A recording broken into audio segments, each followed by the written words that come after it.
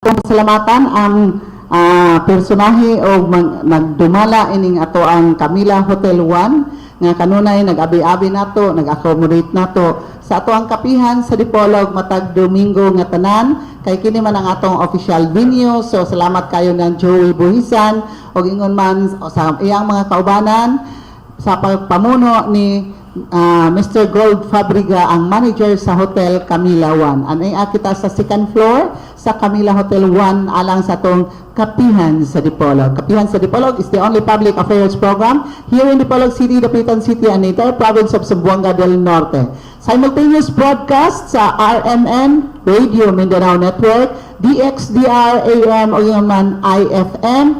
Tapos live streaming kita sa www.rmndipolog.weebly.com at uploaded kita sa YouTube kada simana pinaagi kang Mr. Silbert Adriatico Donduyano o ingon man dito sa estasyon to dito si Danny Luod, si Mr. Edgar Dagumo ato ang station manager, si Roji Munira dagang kay salamat og si Mardy Libres og uban pa. Thank you so much. Kini si Edith pahinti tumong inyong regular anchor and host sa Kapihan sa Dipolog. Magkikauban usab ninyo sulod sa duha ka takna nga tulumanon aron kita makisayod o magpaambit sa mga impormasyon sa atong mga katauhan nga nanimuyo dinhi sa ato ang lalawigan sa Zamboanga del Norte o kutob sa moabot sa atong Sibya, sa Misamis Occidental, Zamboanga, Sibugay, Negros Oriental, Negros Occidental, all over the world. Pinaagi sa atong live streaming. Good morning, good afternoon, good evening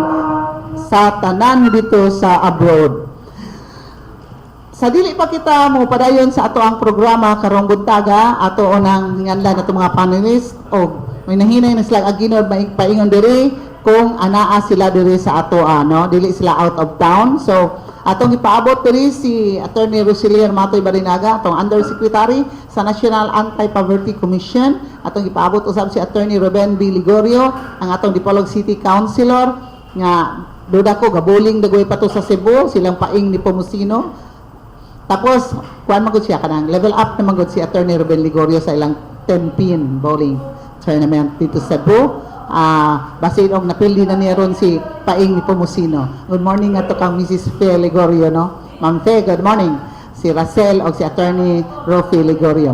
Good morning og atong ipaabot diri si Board Member Ronilio Boili, tapos atong ipaabot usab si dili na ito makatungha sa kanunay, no? Until mahuman iyang masteral si Konsihal Alimalio Dagpin sa Dakbayan sa Dapitan. Atong ipaabot si Info Center Manager Alfonso Rodas sa Philippine Information Agency, si Edgar Soranda o man si Mr. Robert Pinsoy. Good morning and get well soon ngadto kang Mr. Julius Salaveria ato ang CPA panelist sa Department of Trade and Industry.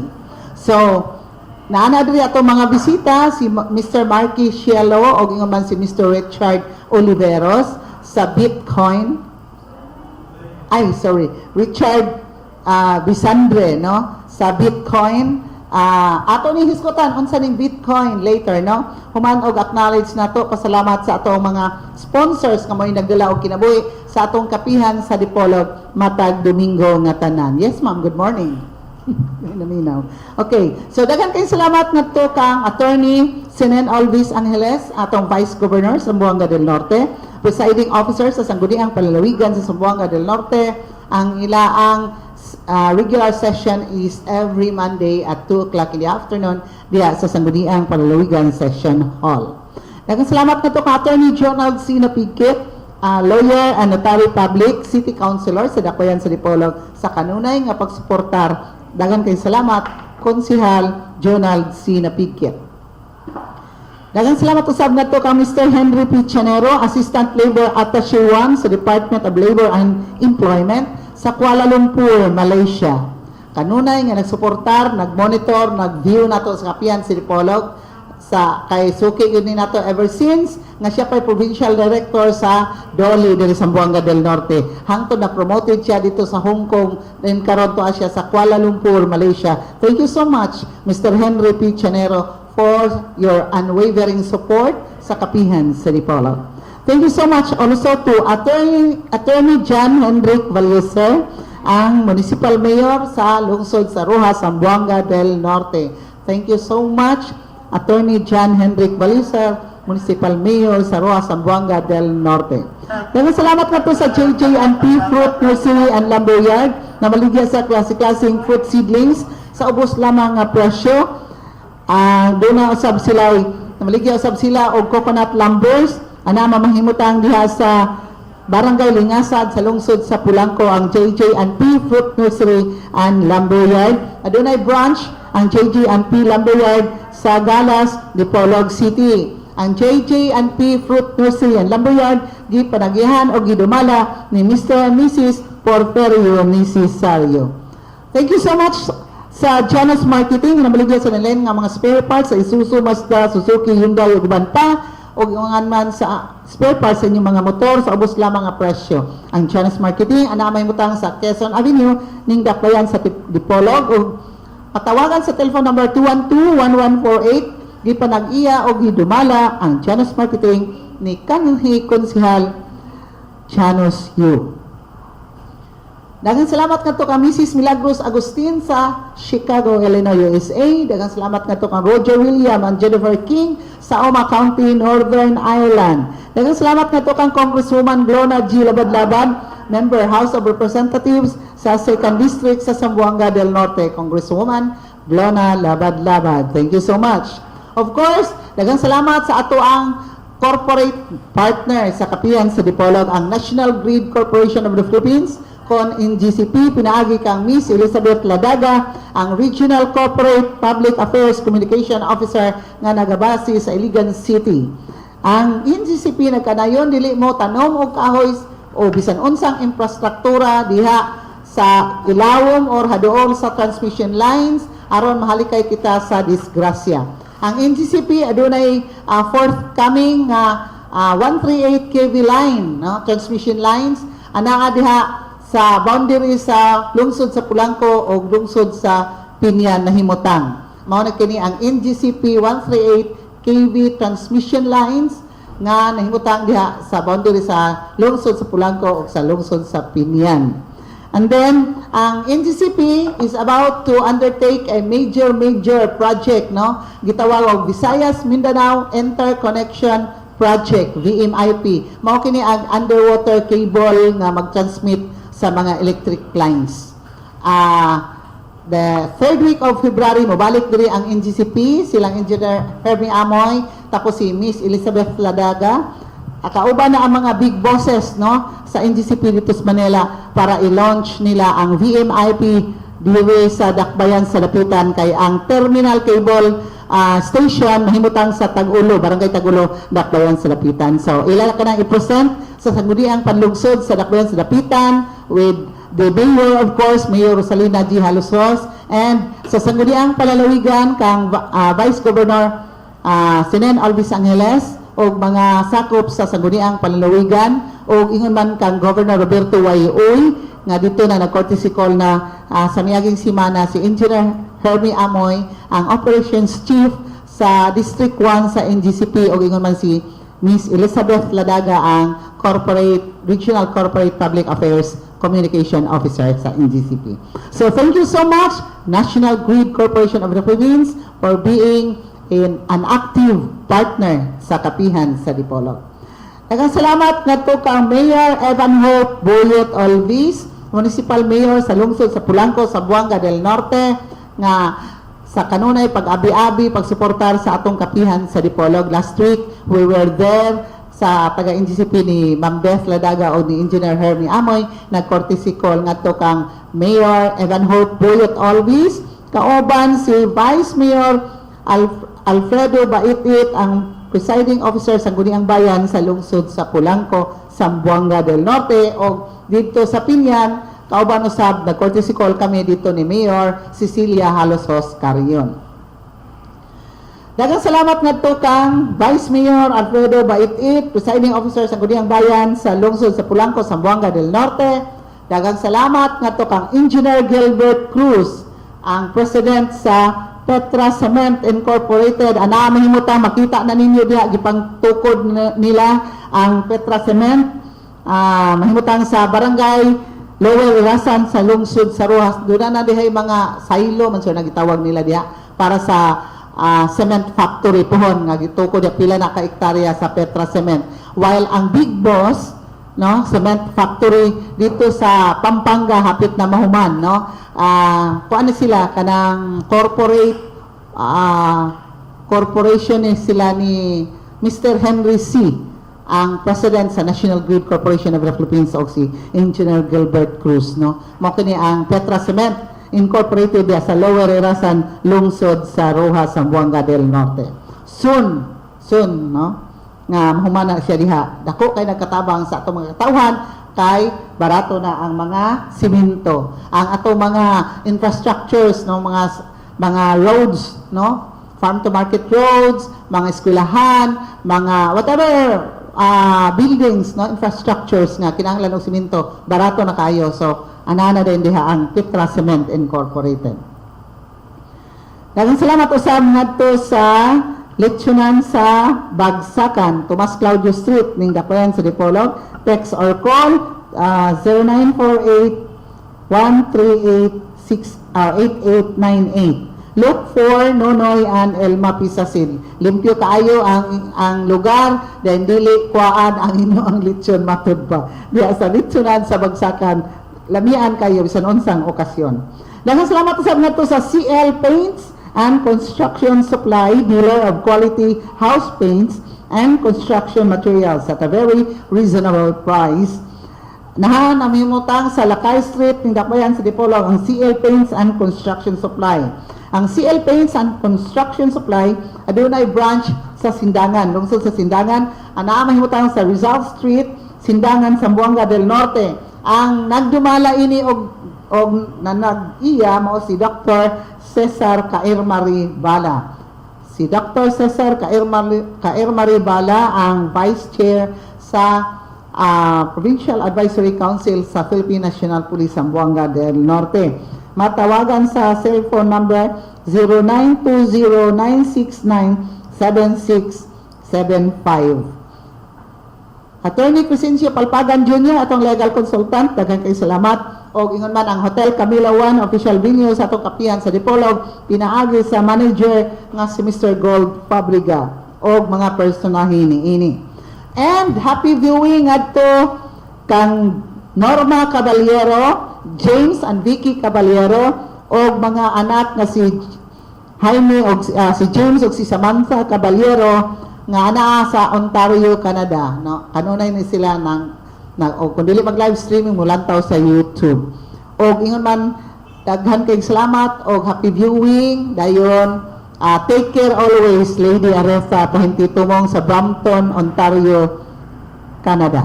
So mao kato ang nagdala kinabuhi sa ato ang kapihan sa Dipolog matag Domingo nga tanan. Kauban nato karon ang atong mga bisita gikan sa Bitcoin. Gagi-introduce na to naagi sa atong amiga nga kuan kanang guwapa sa kanunay si Miss Cherilo Corda Ignacio. Good morning to you. Nga matuto si Chiloy nga kuyog unta siya ninyo pero wala siya kakuyog unfortunately kay doon na siya appointment dito importante kuno sa Manila. So siya may ga-introduce ani nga mga Bitcoin, no. Kauban nato karong buntaga ang atong mga bisita nga nagrepresentar sa Bitcoin. Later, we will know what is Bitcoin and unsa ni siya. Makaon ni siya, kwarta ni siya, makaayo ni siya, o guban pa. So, kauban na to si Mr. Marky Shelo, straight from Guam, no? USA, Filipino citizen, o ingon man American citizen.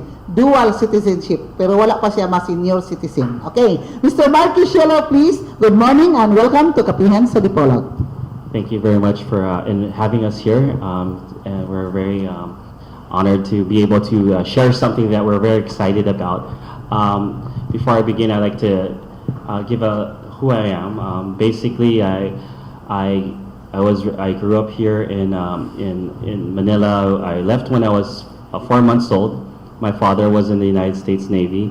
We went to the mainland, and that's unfortunately I wasn't able to be able to speak our native tongue right away until I got back. Was able to come back for high school in Paranaque at St. James, and then studied at the University of Santo Tomas and practiced my nursing to get my nursing degree. So before I became into Bitcoin, I'm a nurse by profession, been practicing since 1997. It was only of June of last year that I found and was blessed with the opportunity to learn about Bitcoin and cryptocurrencies. Why me and Richard are excited is because like we are told study hard, go to school, and practice. That's great, and I think we should always do that. Practice your profession, but there comes a time where you have to have, what's your plan B? What's your exit plan? We can't be working forever overseas or wherever and expect that we're going to have the same income, because if that was possible, then we'll never, then why would we go abroad? But what if, for some reason, you could have a way where if it's not possible for you to go abroad, that you actually earn or make the same amount of money that you would work abroad, or if you are working abroad and you have loved ones that you're supporting and you still want to support them, what if you could teach them a way that they can earn, and actually rather than just send money, you teach them how to fish, and then they can use that, and that in turn will allow you to have your plan B or exit plan to come back to your motherland where you belong and where you want to, because I don't think we ever want to be across in another country unless you choose to retire there. You always want to come back to your home, and that's, I believe, that's what's in our hearts, and that's what Richard and I have done. Is we were blessed with a way or an opportunity to share, and we want to share this with all our kababayans spread throughout the world, that there is a way, if we take advantage now, to learn something, and that's what we will be talking about later, which is Bitcoin, because we truly believe that Bitcoin is not something that we would say, oh, this is the get rich quick. No, this is something that you should learn. It is just like a 4-year degree. Once you start learning it, you will understand that it's real. It's not something that someone just made up or put together. This actually was this actually, just like the internet, it was conceived by a very intelligent person who came up with a solution, which is called the blockchain technology. We're going to try to, how do we correlate what that is? Blockchain technology is just like the internet. So when the internet first came out, and if I were to tell you, oh, you know what, there's going to come a time where you're not going to need to use your landline, and you don't have to make long distance calls and pay expensive amounts. And you know what, you're not going to even need to write a letter anymore, get a stamp, and then send it, wait 3 months, and wait for a response, and then come back and say, oh, well, okay, here's my answer to your response. You can get your answer instantly. If I said that 20 years ago, you'd say, you're crazy. And I would believe you, because honestly, that's true, because no one would say, how can that be? How can someone get instant response when it takes months for a letter to come to somebody, or it takes maybe days, or it costs a fortune just to talk to your loved one, and if you're lucky, it's only 6 minutes. It's like, oh, do you want to take a collect call? That's true. Those are the times I remember as I grew up that don't take that collect call, it's expensive. And that's the reality. But now, because of the technology, we are fortunate that we have this thing called the internet, and the internet is just, we are still discovering the benefits of the internet. And fortunately, one of the benefits of the internet led on to what we call the blockchain technology. And this blockchain technology is what Bitcoin is, just one product of the blockchain. Okay, thank you so much. No, sa dili pa diri magka-nosebleed, atong introduce diri ang kauban ni Mark Anthony Cielo, no? Si Mr. Richard Nonoy Bisandre, local guy, no, from Dipolog City, mind you. So sa dili kita kinahanglan ini nga magka-nosebleed, no, labi na ang naminaw karon. Okay na. So Nonoy Bisandre, please, binisaya po di mo Ako Richard, mo ra ba? Okay. Hello. Yeah. My name is Richard Bisandre, taga Dipolog ako, diri ko nagdako. 1982, birthday ako. May 29, 1982. Oh, advance happy birthday. Okay. Native ko dito sa Dipolog up to 10 years. Swerte may kay nakalarga may sa USA. Mami ako nurse. So happy kay nga fortunate nga nakalarga may sa gawas. Dayon nami opportunity At the age of 11, nagdako ko sa Texas. Life-changing ko sa different culture, different country. Dito ko nag-elementary, nag-high school. Nagto ko sa University of Houston. Then i-transfer ko sa Philippines. School ako direct nursing sa Manila. Graduate 2012. Nurse ko, pero wala ko mag-practice of nurse. And akong partner dali si Mark. English siya, ako may mag-Bisaya. So, unsa man ang Bitcoin? Okay. Yeah. Unsa ng Bitcoin? What is Bitcoin? Okay. So, mo man inyong gari diri, naminaw po na itong mga katawhan karon. So, palihog daw, in simplest term, in layman's language.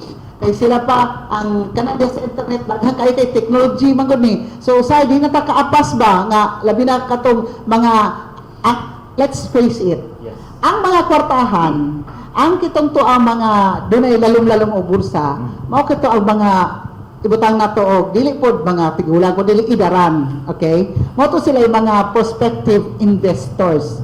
Dili man ang mga millennials, di ba? Ang mga millennials makasabot siya bahin sa technology. Sila mo explain sa ilang parents what's it all about. So diri sa atong forum karon sa Kapihan sa Dipolog, in as much as we can, ato ning ipasabot sa atong mga katawhan nga naminaw karon sa atong karadyohan o nag-view karon sa atong Kapihan sa Dipolog sa live streaming unsa kining Bitcoin. We'll start off with ni Richard, ha? Dumisaya Richard, ha? As much as you can, and then kuana diri correlate ta diri ni Marky.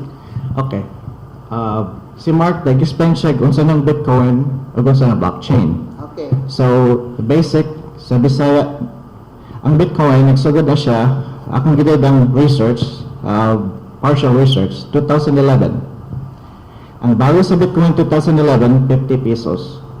Okay. Per coin o Per coin. okay. Value sa 1 Bitcoin, 50 pesos, 2011. Jump 2013. Value sa Bitcoin, 10,000 pesos. 2015, value sa Bitcoin, 25,000 pesos.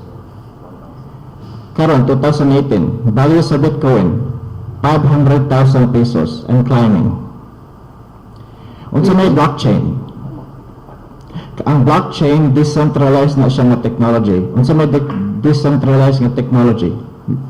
Meaning na wala authority na nag-gunit o wala authority na magbuot kung sa ibatan sa mga tao. Okay. Kaya siya, global network technology na siya, blockchain. Muna yung global network technology nga wala authority nga nag-gunit. So basically, it's for the people, by the people, of the people. Muna siya, why, and sa may reason na ang muna na siya nga wala, dili man siya centralized. Kaya siya, dili na siya centralized, kay it means na it gives power to the people. Okay. Muna siya, meaning of blockchain technology. Muna siya basic. It's giving power back to the people, money to the people. Okay. Thank you so much, no? Arita ni Marky, what is cryptocurrency? Kay the usual is unsa ng cryptocurrency? Pareho na ang kleptomaniac or di ba? Mga ana ba no? Daghang ko mga terminology karon labi na diha sa internet nga dili masabtan nimo dili gyud nimo i-research, no? So, first and foremost, what is cryptocurrency? The Bitcoin, is it a form of a chip like when you play in the casino, or unsa na siya, paper money like yen, like US dollar, like Philippine peso, and then unsa pod, how do you deal with it? You go to the banks, bank-to-bank transaction, or is it a cashless transaction? And where does all the money go? Okay, before we will proceed further, Marky, please. Thank you very much. Those are very great questions. I'm sure a lot of us are, when you hear cryptocurrency, crypto, let's just break it down. Crypto means encrypted. It means that you can't just at face value look at it and then unlock it. If crypto is, the reason why it's called crypto is that it's a currency that you can't just hack. It's in fact Bitcoin being under the blockchain technology is this. This is how encrypted it is. That's why we have passwords on our cell phone. It's called encryption. Well, this is how safe the blockchain technology is. For you to hack the Bitcoin that's present in the blockchain, you would have to have 3 powerful servers, just like Google's server, and you would have to be able to find out all the different thousands to hundreds of thousands of individuals that actually have a computer that are validating. They're called miners. They're not really physically mining, like I've read it. They're not, miners. They're called miners, not like not like our hardworking kababayans who are in the mines really mining. Yeah. These are people who are mining on their computers, and when they're mining, what they're trying to do is solve a mathematical equation. When you solve a mathematical equation via transactions, let's say for example, with Tita, I give her, this is me giving a Bitcoin, and from me to transfer it to you, to transfer, there has to be some validation going on between all the different miners. The job of the miner is to validate that transaction happened. So why is this good? Unlike a bank, there's probably just the teller and maybe the manager that will say, can you validate this check? But for cryptocurrencies or for Bitcoin itself, it would not just go through 2 individuals, it would go to hundreds of thousands of individuals that will validate that the transaction actually occurred. But there's a twist. The people who's doing that will be rewarded if they're the first to solve the mathematical equation between our transfer. So each transaction has a corresponding code.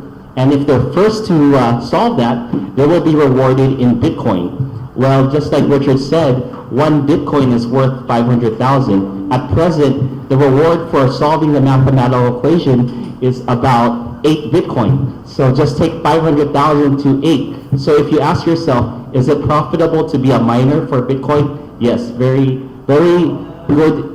It's a very good sideline, I would say. And that's why a lot of people are into mining cryptocurrency. Again, crypto being encrypted, and it would take, again, you would have to take the 3 powerful servers of Google and simultaneously hack 100,000 miners who have individual computers and do that in a span of less than 13 seconds. Now, if you're that good, then you deserve to get all the Bitcoin in the world, because that's nearly impossible to hack that many computers simultaneously with 3 powerful servers without the government knowing that you have that in your possession. Okay, before we proceed nga magka-nosebleed gihapon ta, we would like to acknowledge the presence of our panelist here, si Mr. Robert Pinsel. Good morning, and how are you today? Welcome to Kapihan sa Dipolog. Yes, good morning mga David. Itong special na edisyon pero mutaga, mga excited yun at mga katauhan nga sukintig paginaw kay kabahin na ni sa prosperity, no? Financial blessings, posible. Kung mamati lang yun sa sharing karon nila ni Mikey of the Richard DeSantis of the ni Mr. Mikey Shell. So good morning once again, and brace for this very exciting episode of Kapihan sa Dipolog. Good morning, God bless. Okay, thank you so much. In local terms, amo diring joke nga dala pong tinuod nga ang amo diring the usual na mga kuan is atong dabu-dabuhan og pangutana. Okay? So meaning dabu-dabuhan, that's a slang term, no, sa Bisaya. Meaning to say nga we will not spare you any word or any kwan. Basta amo jud mo lisod-lisurun pagpangutana so that we can get to the bottom of it, no? What's it all about? Okay. So, now that it's all out in the open on sa ning Bitcoin, diri sa ato sa naminaw karon, daghang interesado, daghang ni perk up ang antenna, no, na intriga. Okay, so I will play the devil's advocate. Is Bitcoin really legal? Is it registered? Don't get so excited. Okay, so question number 2 is, number 1 is it really legal? Number 2 is, do you have the permits, the government permits from the Securities and Exchange Commission or SEC or any other government authorities, agencies who will issue a permit to this effect? Especially so that nowadays there are many scammers, there are many con artists, and you can always view it, you can always hear it in the news na daghang nang nailad o uban pa nga biktima with large amount of money. So I will play the devil's advocate. Please, is it really legal? And what is your permit? And what government agency are you accredited with? Okay, Mr. Markey. Those are very great questions. First of all, we would like to give I would like to quote actually the BSP, Banco Central Pilipinas' official stance on Bitcoin is that as of the moment, they are looking into Bitcoin, but they are not accepting it as official currency. That being said, why do I say that is, that being said, they acknowledge though that it is being used by remittance companies to remit money, because if you were to look at Bitcoin, it is a much cheaper way. I'll give you an example. The reason why we have leaders like Bill Gates, the reason why he doesn't get a dime promoting Bitcoin. There's nothing that he will get from promoting Bitcoin. But the reason why he promotes Bitcoin is because, well, one thing, he's a very generous philanthropist. He likes to send money to like South Africa. He likes to send people there, the ones that he wants to help money. But unfortunately, when you send big amounts, and let's talk about maybe $6 million, that's a lot of money. And obviously, someone's going to get paid. A middleman's going to get paid, and that usually is the bank that you have to go through. What Bitcoin does is it makes you the bank. It actually puts, if you have the ability to have a smartphone, internet access, a digital wallet that you will create for free, Bill Gates can actually send it to the farmer in South Africa, who actually will have the code, and he can transfer that money. Because the money is already in the net. The money is in the internet. It has to be released via the keys, the encryption keys. That is his personal encryption keys, and the person here has a corresponding address to receive that. So why is that? If you were to do the bank, that would probably cost you 5 to 10% in fees. So imagine that. You could probably spend $300,000 to $600,000 just to send $6 million. Well, he said that could actually go to people that I can help. That's more farmers. Signing in $300,000 to $600,000, I could actually help more farmers if I send it via Bitcoin through a digital wallet. So rather than just trying to send it the traditional way, or even try to use a Swift key or a Swift code, and then there's a limit to Swift code, maybe $10,000, hindi ganun kalaki unless you're a celebrity or have status like Bill Gates. Maybe you can get bypassed and have more amount to send. But that's the main reason why he's promoting. He never promoted for for him to make money off of it. It's because he's a philanthropist and he sees the value of sending money for cheap so it can benefit more people that can use that money wisely. And in the Philippines, again, we accept it only as a remittance. But that being said, if we were to go to Japan, you can actually go right now, and if you are in Japan right now, go to any airport in Japan, and you can go to a Bitcoin ATM. It is good as cash. They have acknowledged that yen or Bitcoin, there's 300,000 as of last year, retail stores that will physically take your Bitcoin. And this is what's funny is most of them have it on their phone. So why is that so convenient? Let's say I want to pay you, and you said, ang coffee niyo po is, let's just say in yen, that's 500 yen. I would simply scan her code and highlight it, use the barcode, and that transaction would have been done. I already paid you. You would not give me change because it's always going to be exact. And that's why it's convenient. Imagine, no more need to go, oh, do you have 1 peso? And I've always asked them, they always ask me if I go eat somewhere, oh, do you have 4 pesos? And sometimes I only have 3 pesos. But imagine you don't have to have that hassle anymore of giving exact change because you already pay exactly what is needed.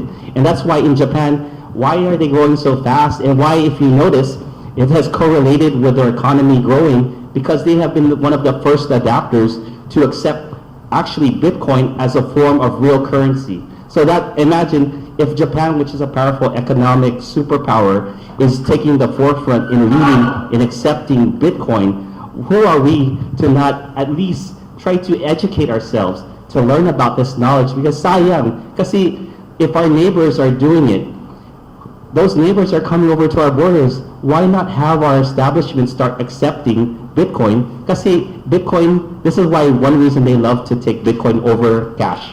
Ang Bitcoin, hindi, as Richard was saying, how much was it about the years? If you notice, those weren't just jumps of 100 pesos lang. He went from 1 peso back in. So, naalala ko kung 2011, ang price of Bitcoin 50 pesos. Karon ang price of Bitcoin 500,000 2018 and going up. Akong yag ni Mark sa katong question kanina sa cryptocurrency din for the katong legal din ng cryptocurrency. Cryptocurrency daghan na siyang klase ng cryptocurrency. Ang number one na cryptocurrency, Bitcoin. That's number one. The most popular, that's the first one, muna siya kanang default. May ubang nga mga cryptocurrency, ako lang i-mention, pero hindi ko mga tago details. Number two nga cryptocurrency, Ethereum. Karon na para sa Ethereum, 1,000, pila para sa Ethereum, 500, para sa Ethereum, $1,000. So, $1,000 sa piso na siya, let's see, 50,000 pesos ang isa ka Ethereum. Number 3, Litecoin. Cryptocurrency ng Litecoin. Ang value sa Litecoin, 10,000 pesos. Okay. So, muna examples of cryptocurrency. Again, ang number 1 na cryptocurrency, Bitcoin. Okay. Unsa legal ba na siya?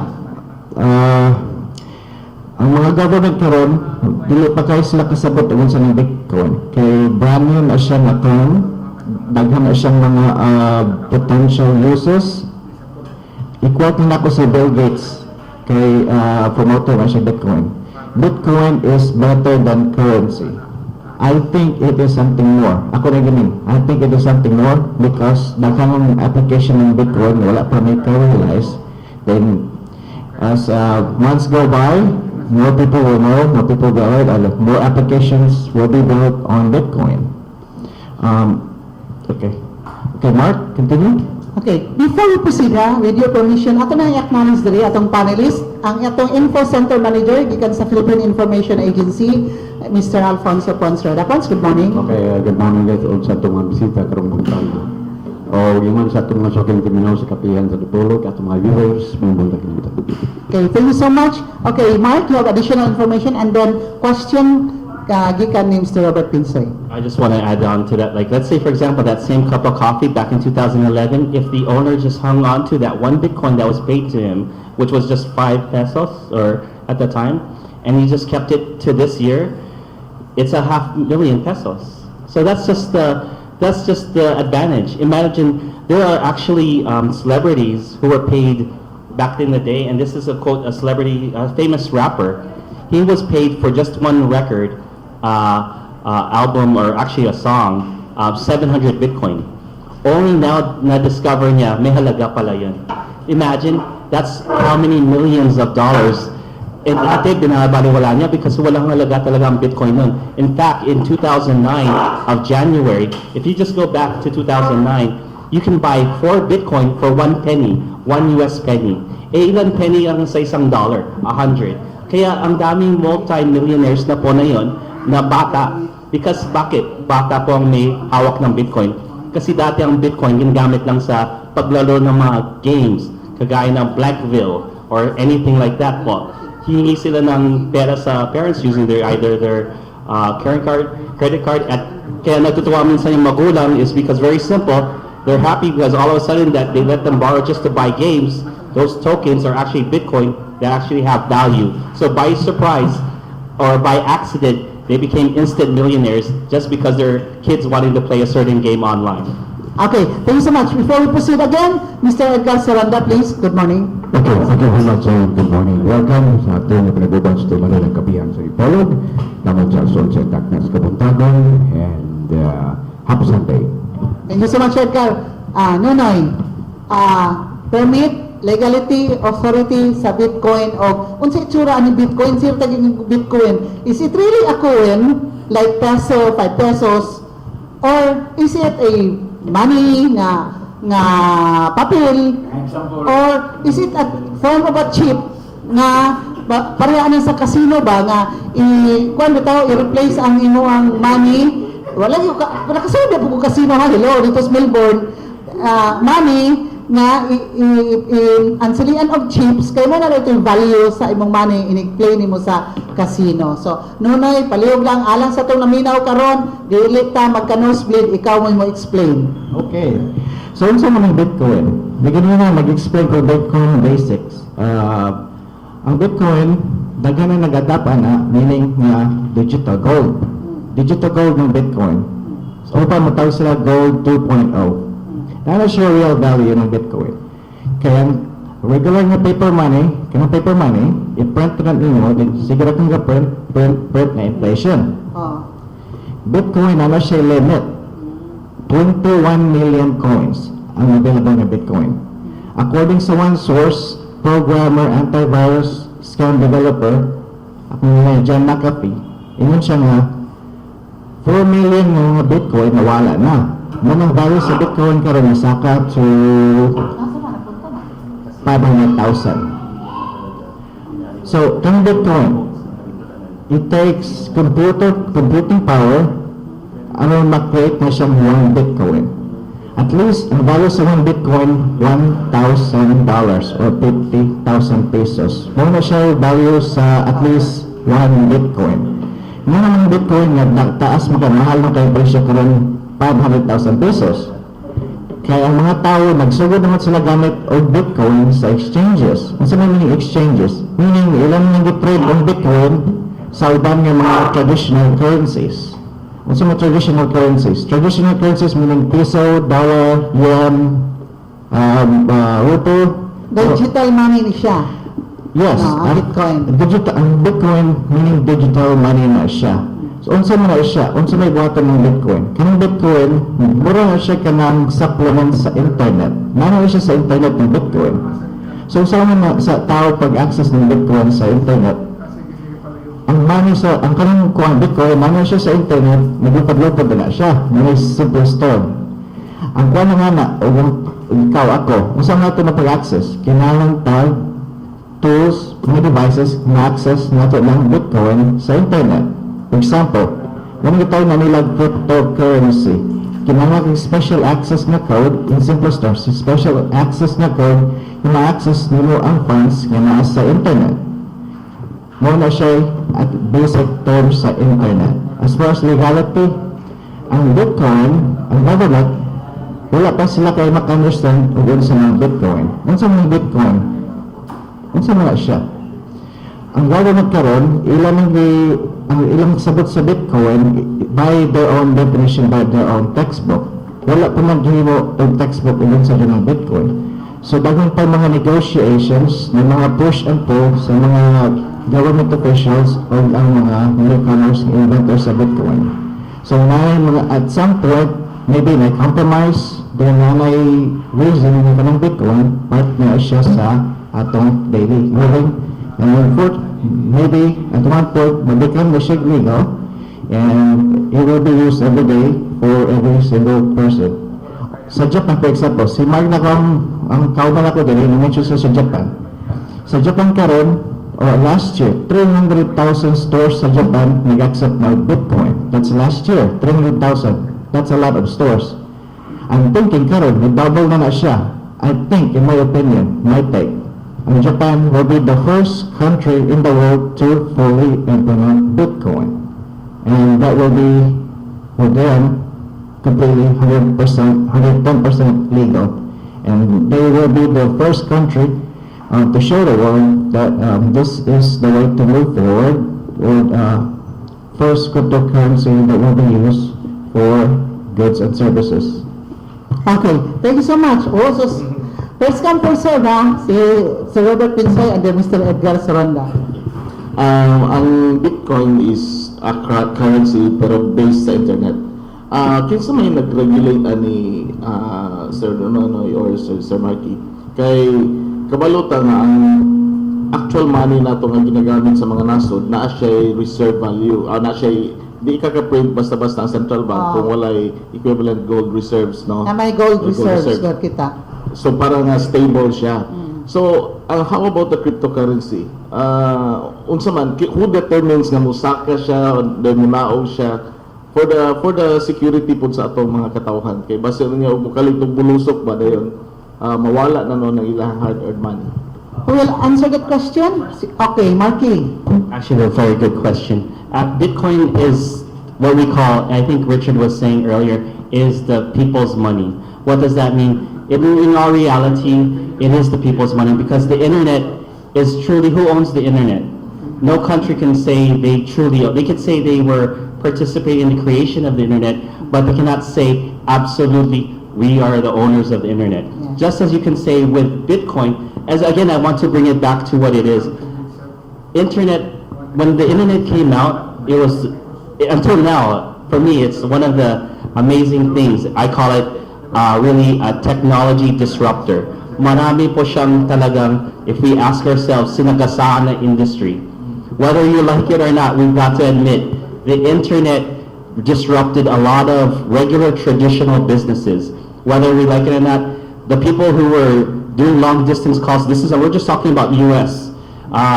They were taking, I'm sure a lot of their sales were disrupted when all of a sudden they created voice over internet protocol, which allowed you to call your loved ones long distance and probably for free. And when they said that, they probably said, why are you doing that? If I was in that industry, I would be the number one saying, do not encourage that. Because that's profit. That's money. But what we're here is after, we're not trying to take away business from anyone. We're just truly trying here to share an industry or a technology, which is the only thing why we never heard of Bitcoin the same time internet came out, because the technology wasn't invented yet. Kung na-invent lang sana po ang technology of internet money, it would have came out the same time the internet. But because the technology, again, as I was explaining earlier, the principle of double spend, if I sent you money back then, 11 years ago, I sent her money, the money is still with me. Ang tawag dyan, kalokohan. That's a scam. But because of the guy named Satoshi Nakamoto, when he sends money, he invented it. That, again, that's not his real name. Because when he yes, we showed him why. Before he released this, he didn't do it for, I would say, he also had a financial benefit. Why is that? Before he gave this technology for free to the masses, he said he sent 1 million to himself. So he's like, I would say, well done, because he actually gave something of value. And of course, he got paid up front for it. So in that 21 million, again, Richard brought up a great topic. Why is the value so high? If we look at it now, I believe, Richard, can you pull up the thing? 500? 500,000. Actually, that's conservative. He just rounded it, but Yeah. it's more than that.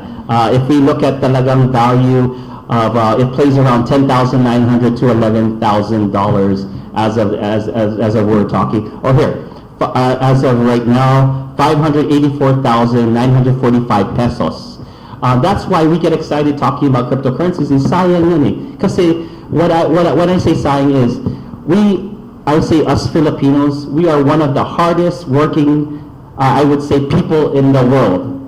And my thing is, rather than us, kasi ganito tayo, even me, I'm guilty of this. Kung 16 hours at 8 hours, kung pwedeng 20 hours ka magtrabaho, 4 hours ka na lang matulog, gagawin ko just to provide for my family. And that was my motivation why I got into this, is because I was doing that abroad, and my family's still here in Bulinaw, Pangasinan. And that's why I apologize to the manager, I was always every 6 months going home. Kasi homesick na ako. So when this opportunity, when I found out about cryptocurrencies and allowed that, if I could just put a small amount of my money, and I did it like this, simultaneously, itong amount, same amount in traditional bank, same amount in a digital wallet, at I let it grow. And sure enough, always outpacing, because why? If you imagine 21 million lang ang Bitcoin, at tapos 4 million pa nawala. How did that get lost? Hindi nawala dahil nakaw. It's because, imagine in 2009, ang halaga lang ng Bitcoin is 4 Bitcoin sa isang penny. Eh kung penny lang ang halaga, bakit mo bibigyan ng halaga? In 2009. In 2009, Okay. kasi So, 2008. penny lang yan eh. Di, bakit ko memorize? Ikaw ba memorize mo ba isang item na ganun lang kababa ang halaga? Pero, the reason why now hinahanap nila yung 4 million na yan na Bitcoin is because, wow, 585,000 pesos ang isang Bitcoin. Eh dati, for na ganun, wala pang isang penny. Only now is it getting that kind of interest because mahalaga na. Parang your favorite for yung taong hindi mo pinapansin dati, na yung artista na, ngayon mo lang siya binibigyan ng halaga because sikat na. Eh dati deadma ka lang, deadma, sino ba yan? Walang value. But na yun, may value na siya, sikat na siya, ay, biro mag-best friends tayo. And that's what I can say exactly about Bitcoin. All of a sudden, na yun, may halaga na yun people, and I should say this for any industry, any industry that is worth its thing will always try to have someone who will find a loophole or a scam to it. Why? Because it's easy money. Let's say, for example, gold. Ang gold talaga, we know has value. Eh, why will people pag gagawa pa ng scam na, hey, buy this bar and ganito, and this and this, or this blank treasure, and then ito, nagkuha ko under sunken ship. Why? Because if you do not educate yourself, you will allow yourself to be scammed. And that's why we're out here, is to educate people na may ganito palang type of currency that's internet money para, we're not saying we're the only ones that know about it. We just want to say, be wise about it. Kasi our hearts talaga is to help people educate themselves. Kasi ayaw lang namin na papunta ka sa taong with other intentions to talagang take advantage of your lack of knowledge about Bitcoin or cryptocurrencies. Sayang kasi those are hard-earned money. Alam ko the value of money and how we work. But this is what I could tell you. Yung imbes na mag 2 jobs and a half ka, if you take that same amount na itatrabaho mo and make that money work harder for you, then you are better off because una, you're getting your well-recommended sleep kasi nurse ako, we need the importance of sleep. And then, how about this? Yung imbes na yung papadala mo, tinuruan mo sila paano gumamit ng Bitcoin, that money is growing, and then they're gonna say, Kuya, ibis na 300 padala mo, 100 na lang. Bakit? Eh, natuto na ako ng Bitcoin, nag-grow na siya, and then may plan na yung nagpapadala, oh, ganun pala, i-invest ko rin, and you know what? Makakapaaga na umuwi na to their homeland, because that's what it allowed me and Richard to do. We were able to come back. Do I look like I should be retiring? Hindi, bata pa ako. But I'm here because I know that what I'm making is enough to survive or live and provide a good income for my family. And that's what we want for all our kababayans, is that hindi pwedeng habang buhay magtrabaho tayo sa abroad unless you choose to retire in the country that you choose. I understand that. Pero if you really want to come back to your motherland, you would need to have an income or close to it to replace it para ma-enjoy mo yung, kasi we all want to live in our motherland, but because nakita natin yung buhay ng kamag-anak and loved ones, hindi natin mabitawan because we see that they need that income. And that's why if there's something that could at least slowly help get to there, that to slowly replace that income that we have, then that becomes a reality that we could actually come home, be with our loved ones. And then the other alternative, paano yung kababayans natin that halos lahat binenta, but they still don't get to go abroad? What if that same amount, inallocate nilang konti, invested it into Bitcoin, and see it grow? Maybe we won't have to go abroad. Maybe we can have the best of both worlds. Have a good income, and be with the loved ones, and not ever have to sacrifice, because there's trade-offs when you go abroad. You leave loved ones, and then when you come back, oh, you're in college na pala. You know, and that's what we want. We want, if there be a solution, provide a solution, because a lot of people are detracting from what it really is. Bitcoin is not a bad thing, but it is a way, it's just another way, just like free phone calls via internet. It's a way for you to use a money that is being widely accepted, and it will be the future of the 3 generations from now. Pag hindi na pag-usapan kung what is Bitcoin, pag-usapan, bumili ka ba 3 generations ago? Okay, thank you so much. Now, before me, Richard, ato ng pagsusunod ko, ganina rin yung panikad. Kung panguta na si Edgar, very agitated na kayo nito mo ask a question. No, yes, I was monitoring. We were talking about 2 things: the crypto cryptocurrency and Bitcoin. It cannot be understood by laymen or people. Okay. I know it is already here in Dipolog. Cryptocurrency, there's a doubt. What is cryptocurrency and what is Bitcoin? How are they related to each other? Litong-lito ang mga tao ngayon, what is Bitcoin? And hindi masyadong na-understand yung mga explanation natin. Is it, this is a question, is this thing being implemented or spread out or utilized by the people as sort of just like a stock exchange or a networking scheme? We'll answer the question, okay? Si Richard. Okay, ako try sa answer sa Bisaya. Unsa man ang cryptocurrency, unsa man difference sa Bitcoin? Ang Bitcoin, example na siya sa one of many cryptocurrencies. Okay. Number one is a cryptocurrency because that's the most popular. It's the first one. So can we explain a little bit simply cryptocurrency? Okay. Cryptocurrency meaning nga daghan kay siya mga security nga bisan mga government dili nila ma-access ng funds nga nasa sa internet. Where it derived? Okay.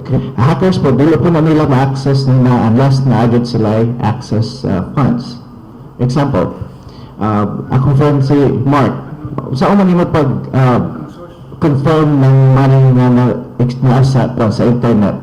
Meaning, okay, daghan mga at least 50, 60, 70, 80 people ilang i-confirm ng mga transaction karon magawas na siya mahatod ng kwarta gikan sa internet ato sa person's cellphone.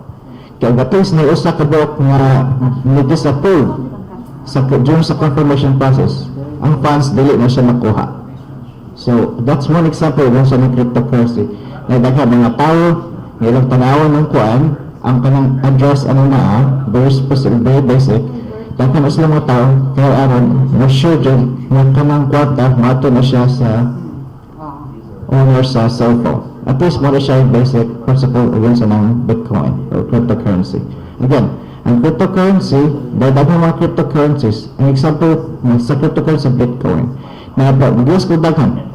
Bitcoin, may Bitcoin Cash, may Bitcoin Gold, may Bitcoin Silver, may Ethereum, may Ripple, the list goes on and on and on. To be honest, how many cryptocurrencies are out there? Maybe 1,000, 10,000. The most popular are the top 3. Bitcoin number 1, highest value. Ethereum number 2, second highest value. Litecoin, third highest value. What's my Litecoin? Litecoin is faster Bitcoin. Pero dili kaya siya high value. Why? It's not as popular as Bitcoin. Bitcoin, why is it so high? One example why Bitcoin is so high. Because people use it. Kung gamitin nila ng Bitcoin, na high value. Okay. Sir, how is being spread out or how it's being used by the people? In networking scheme? Bitcoin, okay. Ang Bitcoin, let me look at here my notes. Dili na siya mga scheme. Bitcoin fully decentralized na siya. I mean, as I said this earlier, it's money for the people, of the people, by the people. Yeah. Okay.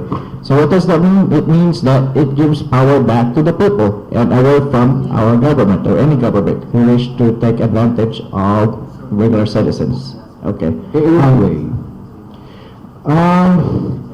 Right now, ang Bitcoin, it's not fully understood by authorities because ma-feel threatened sila because fully decentralized na siya, meaning among ng banks, they feel threatened in a way because it takes power from the banks also.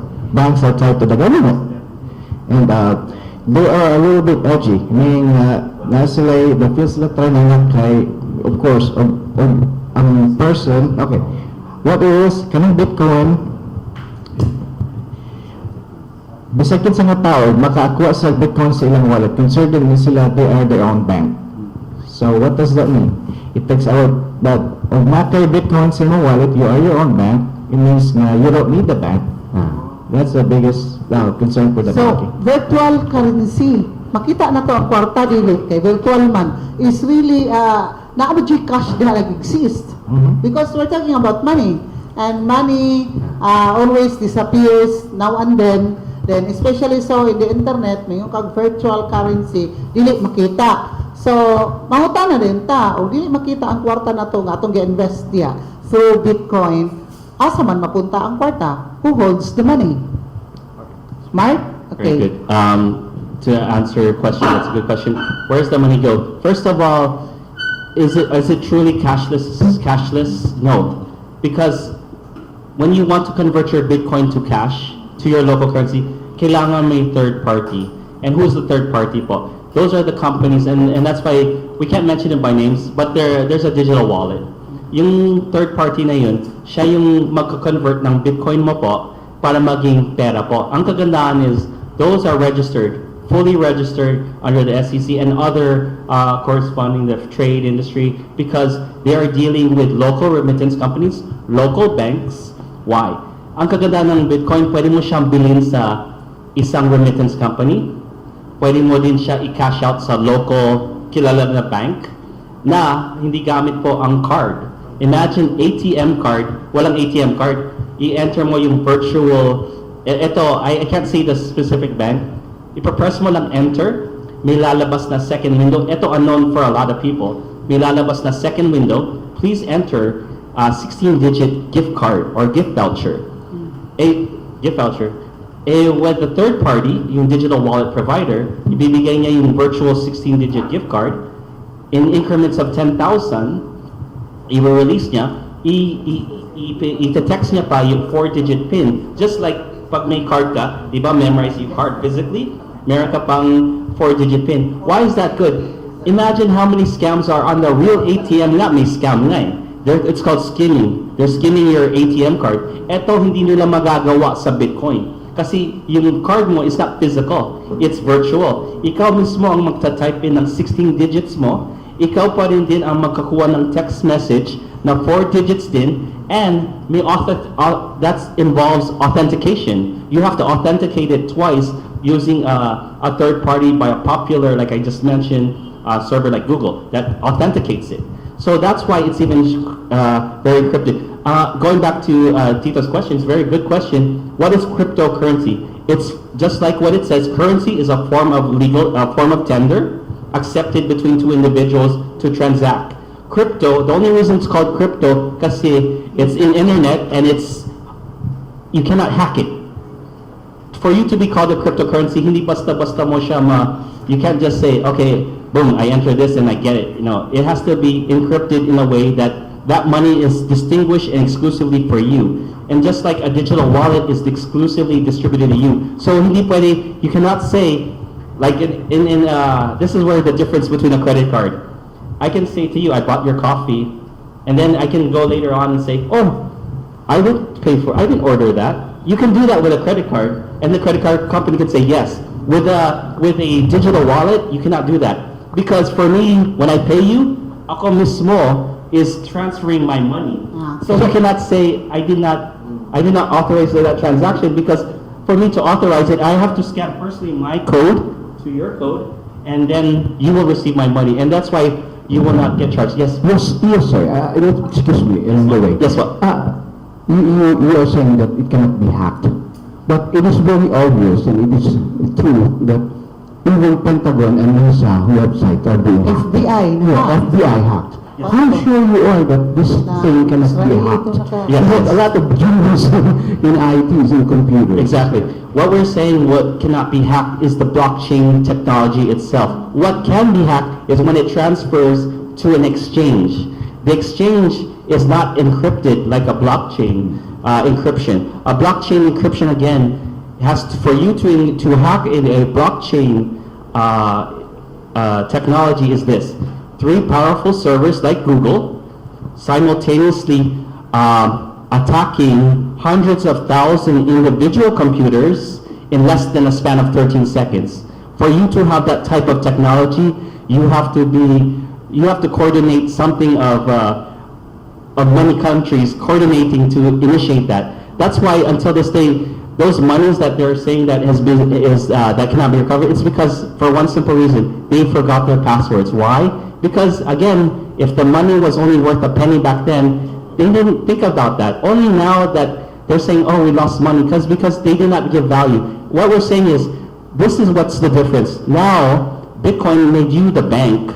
Our job as Bitcoin holders, or if you were given the keys to a bank, you must guard that phone or protect it, encrypt it, to prevent anyone from taking it. Can it be hacked? Yes. Once it gets to your individual wallet, yes. Because if I just left my phone out there with, especially a lot of us like to put auto-memorize the PIN code and password, kahit sino naman siguro makaka-hack dun. Pero if we're talking about the actual blockchain technology, that cannot be hacked. The exchanges, yes.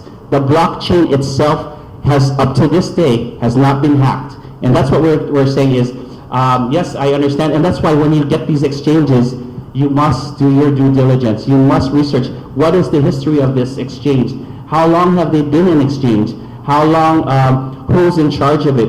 And because another reason is, where is the exchange located? Because what happened, another country invited a lot of people to invest in their exchange and then gave them a span of 2 weeks to pull it out. What did that do?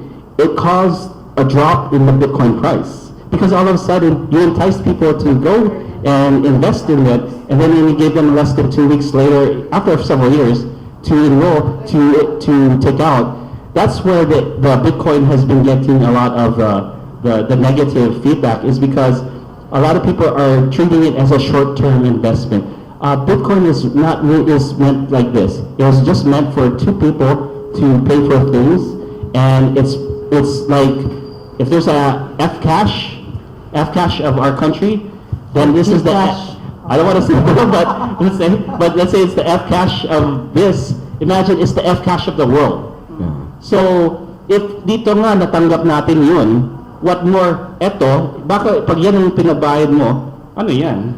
Pag pinabayad mo ito sa buong mundo, oh yeah, tanggap ko yan. So that's what we're saying is, this person who invented this idea, just like the internet, walang owner, made a internet money now widely accepted, good as the V and the M na plastic card. Yun took 40 years bago matanggap ng masa. Ito, in a span of 9 years, look how many people have adopted. Japan alone, 300,000 retail stores accepting it, good as cash, and happy to accept it, especially malapit na yung Olympics nila. People will be coming in there with their phones and be easily paying it. Imagine, no more need for conversion, no more need to go to find, automatically it will be converted and accepted. So, okay, almost. Kadyo lang gan. Additional information di ka ni Richard Haron. Masabtan di kayo og Bisaya ba, no? Sa alternative tang. Okay. Ako may effect ka pang i-mention yung sa Bisaya. May pansit. Okay. Naidaw ka airlines right now na WhatsApp and Bitcoin. So, Philippine Airlines, Cebu Pacific, murag wapa ko kabayaran silang situation ngayon sa Bitcoin. Pero, Virgin Airlines, American company, accepts Bitcoin. They started last year, 2 years ago. May usa ka NBA owner, Mark Cuban, ingon siya nga, this is what he said. We will be adding a crypto payment ability for next season.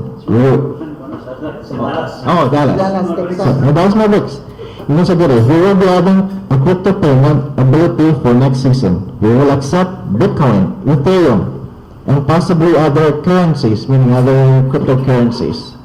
And that will be determined. But he said it will be next season. So I'm guessing 2018, 2019, they will be accepted. Me personally, nako one experience. Niadto ko coffee shop sa Texas, naglinya, madagang kayo linya dito. Mga number 11, tika number 12. Tingala ko mga tao sa in front nako, karibin ka nilang cellphone. Kaya kung tingala ko kay, usually kay kaning Starbucks, dito mo ko sige kuan. Bayad kape. Wala ko credit card for many years. 6-7 years, sige na ko credit card ang yung kape shop. So, kaya first time may mga 10 people in front of me. So, gamit lang cellphone. Scan lang cellphone, scan sila ng cellphone. Okay na, ang bayad ako credit card. So, pag-abot na ako sa, it's my turn, palit ako drink. So, ang mga credit machine offline man karon nakay kuan nakay cellphone Bitcoin pero ni slash sus pagtanaw sa akong funds kay nakay wallet pero wala na sulod ng Bitcoin. So akong wala na ko rin kuan nato ko lang Starbucks pero so mga experience na ko inana kaning one location na accept sila o Bitcoin. Napaydaghang yung mga goods and services sa US alone will start accepting Bitcoin and more will be in 2018 and 2019. Sa sir na nangutang siya ganun legal ba din siya? I think dili na sila mo publicly saying na legal but slowly but surely mura na siya kanabutang tubig na slowly rising. You just don't know it until it's there. I think that's the part because ating mga government karon dili man sila mo publicly say na something is legal. It just happens behind our backs and they just do it from there. And that's how it starts. Okay. Edgar, and then we will go to commercial. Okay, I was asking ganun about how is it being used, how it is being spread out, networking or just like a stock exchange investment, sir? Ang understand na kung saan spread ng Bitcoin, na sila hey Mark, what's the groups? They have the mainframe machine, right? Can you explain the blockchain again? To answer specifically the question, how is it specifically being used in the Philippines? Again, BSP stance is a form of remittance.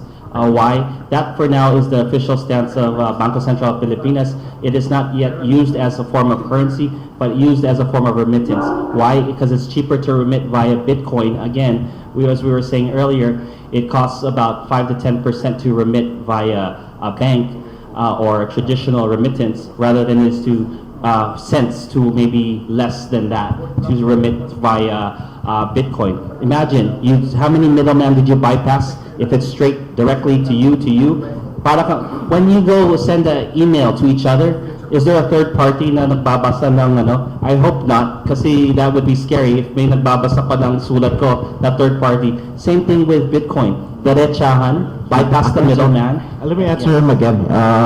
I can answer that. I have the notes here about kanang unsa na siya. Okay, let's look at it. Ang average Filipino, unsa mo yung opportunities ng Bitcoin directly to report? Okay, first of all, ang average Filipino, sa pag-benefit of Bitcoin, like you said, kaya siya easy access to funds. Very easy access to funds. Wala na middleman, wala na you have to learn. It's cellphone.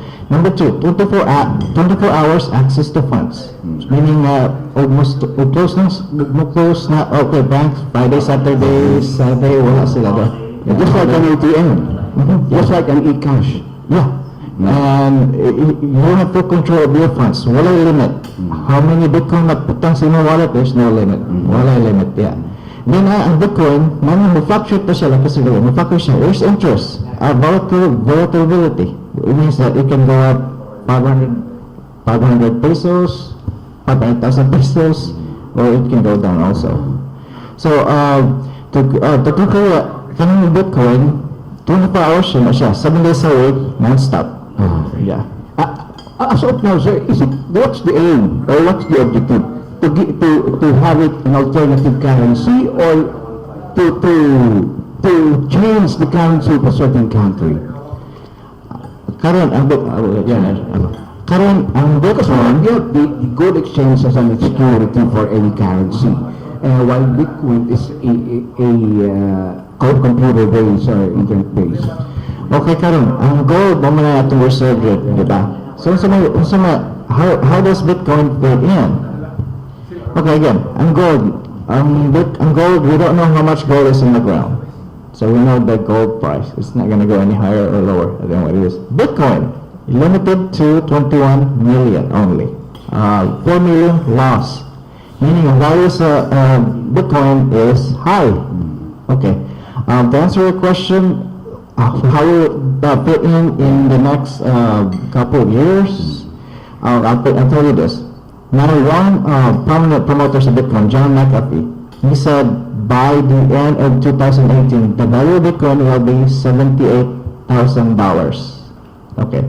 And he further said that by 2020, the value of Bitcoin will be $1 million or higher. That's a forecast. Yeah. So how does Bitcoin do that? Can you buy Bitcoin? Can you sell Bitcoin? Can you use Bitcoin on daily basis? The answer is yes. And for the moment, it's yes and no. It means that you need to convert it to what is traditional money at the moment. To a point where the more people are aware of Bitcoin, the government will be pressured to use this new currency down the road. When will that happen? I don't have an answer, but it is slowly starting. Like I said, my own experience sa coffee shop, one of many, na-experience na ko nag-turn down ko nila. Kaya I think they're trying to set an example na, I don't know, we have to start using another form of currency. Ang fiat money, according to one very popular Bitcoin promoter, he said that fiat currency does not last that long. Some fiat currencies other countries, they're dying already. Going back to security, sir, because we have gold as tangible security for currency. Then we have in abstract security for Bitcoin. There's a debate about if what is Bitcoin. Is it a security or not? It is currently defined right now as a commodity rather than a security. Mark, can you add? I just want to add, because that's a good question. Gold, he was saying basically gold is tangible, you can feel it. Bitcoin, you cannot touch it, you cannot see it. You cannot touch it, you cannot see it, you cannot smell it, but it's probably 5 times more valuable than 1 ounce of gold. Why is that? Again, anything that is rare will have value. Anything that's limited to 21 million, and all of a sudden 4 million is no longer accessible via their keys because they forgot it or lost it, diminishes the prices. Again, he was saying John McAfee, the inventor of a virus scan, which is, we all know, antivirus. He came up twice, he predicted the price. When it was going to hit 5,000 and 10,000 in a certain year. He was saying that by the end of this year, we at I believe $74,000. But why did he come up with this and even made a bet that it will hit that, and even 1 million by 2020? My thing is, us as Filipinos, kahit umabot ng 1/16 of what those predictions at, that's better than any currency that we can go outside of the country, sell the kalabaw and everything just to get the chance and opportunity to go there. Why not take a calculated risk? Because why? 2009, ang halaga was 4 bitcoins is what, 5 pesos, and now it's 500,000. My thing is, rather than try to, because this is my sense, if the government didn't want it, they would not allow it even in remittance scale. Because matalino tayong Pilipino, magpapalit tayo, magpapadala, mas mura. Bakit ka magpapadala ng mas mahal kung pwede mo ka magpadala ng mas mura, right? And I think that's what's happening is we are slowly getting wiser in using Bitcoin. And now the time will come is Bitcoin, since it's readily available in our countrymen from Asia on their phones, the sooner that we adapt, like the airlines are doing, they're accepting Bitcoin as to pay for airline tickets. They're accepting one popular company, letter L, that sells everything under the sun here online, accepts Bitcoin, and it's populated, it's a commercial pa nga, they don't even have a commercial. And that's what I mean is, you can get all those items using Bitcoin, because Bitcoin is, one last thing is this, is meant simply to be a form of exchange. Hindi ang Bitcoin meant to be hoarded. Bitcoin was meant to be traded. Bitcoin will be the next standard because it's widely accepted. Hindi siya meant for a few people. Ang gusto lang namin to happen is we become aware of it, just like back then we would buy dollar so that because it's more valuable. We want people to slowly learn how to adapt Bitcoin into their life, because we've seen the trend that it is worth more than any currency, fiat currency, paper money. It is, nothing can compete. I don't think 1 Bitcoin compared to that one Middle East country that's 165. Eto, one of this is 580,000. How can you not want to learn about it? And that's why para sa akin is, we're here just to educate, not to debate whether it will be around for years to come. But I will tell you it will, because the last Bitcoin to be mined will be in the year 2140. That's 3 generations away from me. So honestly, tayo, we are just witnesses of what is being birthed. the real beneficiaries are 3 generations away. But this is what I can say. Those 3 generations away, if you do not invest a single cent in Bitcoin, sasabihin nila, sayang, lolo, sana bumili ka nun para kasi worth 1 million Okay, plus na. okay, let me stop you there. You're very compassionate about Bitcoin, yeah. Yeah, thank you so much. And then, yeah, additional information coming from Anonymous Sandra, please. Okay, we're just gonna go right to the point. I'll take this, guy. So we only have a short amount of time left. So here's a question: how do we get Bitcoin? Okay, so that's a question because people here are just okay sa Bisaya siya. Unsa man ito pagkuha ng Bitcoin? Unsa man yung need? Unsa man yung siya? What do you need nga maka-access ka ng Bitcoin funds? Okay, first of all, access ang Pilipino they need access to the internet. I think karon daghan ng mga experience ako sa Manila, nakasakay ko train station kami ni Mark. 5 years ago, musakay ko train sa Manila, ang mga tao stand up straight sila. Stand up straight na doon. Karon, so pagtangan ako sa akong atubang sa likod, nagdungo na sila siguro tangan silang cellphone. So, saan sila? So, okay. So, ang ka-answer current question, mga Pilipino karon makadawat na sa Bitcoin. Yes. Kinaga na kayong mga tao ron sa Pilipinas, nga mga cellphone, mga bata. So, first of all, maka-internet, yes, you can access the Bitcoin. Okay. So, what do you need? You need a smartphone, laptop, and or PC, computer. Okay. And after that, you need an app. You need to download a digital wallet. And there, that's how you access Bitcoin. Okay, so for more information on that, what's the instructions on Bitcoin wallet, kay complicated mga siya, na yung mga uban ng mga scams, diha ng mga scams mag-server. Kaya bitang mga mag-download kag app, nga, bagbutang ng password, dili, nga katading app, click dito nga app. Ngayon, may ibang nga app nga, after nga, completely legit. Napay mga duplicate nga, mura ginana. So, tanawin dyan yung mga nasa mong app, good siya dyan na. Huwag na gani, mga 5,000 to 1,000 download, mga 5-star gani na siya, that's the real app. So, it begins there. Okay. Before we proceed, mag-commercial break sa tagal. Ipaungong lang yung pauta na gatay. Dagdag pa rin, wak tayo commercial. Bawang lang natin, sir, no? Unsa man karon pag invest ang mga tao gusto sa Bitcoin, no? Kay there are presentations here happening in Dipolog also. The presentation is about cryptocurrency. Okay. Then you are telling us that you can access also through internet. So, kung saan sila, kiniya ka lang din kami to Dipolog presenting cryptocurrency. Is this a part of your company? Are they legal? Or then you answer that later on, sir. Later on, after our commercial. Ang ikaduha, ang pangutan na pa gawa sa kang Edgar is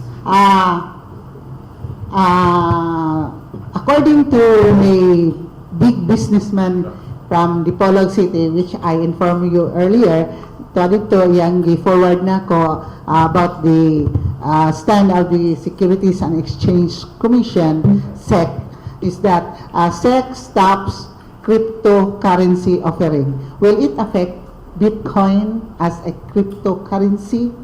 Because the SEC, it states there, SEC stops cryptocurrency offering. Okay, so you will answer that question after the commercial break. And also is the third question is aside from Edgar and the cryptocurrency offering being stopped allegedly by SEC, and also is that virtual currency, will it just easily crush aside from being valued at a high price? And is it listed in our Philippine Stock Exchange, like in the Wall Street, no, in New York? And so that's the assurance. We will get your assurance to the people because here sa atong kapihan sa Dipolog, ato manggunding present ang pros and cons, the advantage and the disadvantage, especially so when it comes to not familiar, no? The people not familiar with the internet, and the Bitcoin nowadays is top news in the internet, and I read it always, no? So Edgar, commercial please, and then they will answer our question after the commercial break. In the meantime, you drink your coffee and eat pancit. Okay. We will consume our pancit and coffee una. So we will have to thank our sponsors. Kamo kauna. Atong pasalamatan ang mga sponsors natin. Major sponsors sa Kapihan sa Dipolog. Natin Vice Governor sa Lalawigan, Vice Governor Honorable Attorney Senino Angeles sa Sangguniang Panlalawigan. O yung masunod ba nato ng City Councilor sa Dakbayan sa Dipolog, Honorable Attorney Junald Napikit. Atong pasalamatan si Mr. Henry Chonero, atong Assistant Labor Attaché sa Dole, Kuala Lumpur, Malaysia. Ato sa pasalamatan ng atong Mayor sa Lungsod sa Rojas, sa Buanga del Norte, si Honorable Mayor Attorney John Henrik Waliser. Ang JNP Fruit Nursery and Lumber Yard, alang sa nakadiyang fruit seedlings, sa makatuloy na presyo na sa Coconut Lumber Yard sa Barangay Limasad, Pulanco. GNP Lumber Branch, Dallas, Dipolog City. Dipolog, ginamala nyo sa Mrs. Portorio necessaryo. Ang Janus Marketing na nagbaligya sa mga spare sa Isuzu Mazda Hyundai Suzuki Vabanta. Ang may natang sa Quezon Avenue, Dipolog City, ginamala ginamala ng Putat Barangay Chairman Janus Sue. Ato mga pagtimbaya ni Mrs. Milagros Agustin sa Chicago, Illinois. Hotel William and Juniper King sa Oma County, Northern Ireland. Congresswoman Glena Labadyabad, segundo distrito sa Lalawigan, sa Zamboanga del Norte, nagrepresenta sa Kongreso sa katawan sa Lalawigan sa Zamboanga del Norte. Ang 138 cable line sa transmission project sa NGCP, hapit na itong paimuslan, pinagi na sa NGCP. Paimuslan na ito, pabuto na ito mag-akag kinigdugang kalambuan sa atong katauhan sa Lalawigan ng 138 cable line. Pinagi na ng Betlabaga, ang Regional Corporate Public Affairs Communication Officer sa NGCP na nagbasa sa Iligan City. At isang pasalamatan ng Mayor sa Lungsod sa Pulanco, Mayor Evan Hotblade Always. So, kauban na sa iyong Vice Mayor, Vice Mayor Alfredo Baitit sa Lungsod sa Pulanco. Si Engineer Gilbert Cruz sa Petran Cement Incorporated sa Milo Erasan, Rio, Zamboanga del Norte. Ang Lieutenant sa Bagsakan sa Tomas Claudio Street, Dipolog City.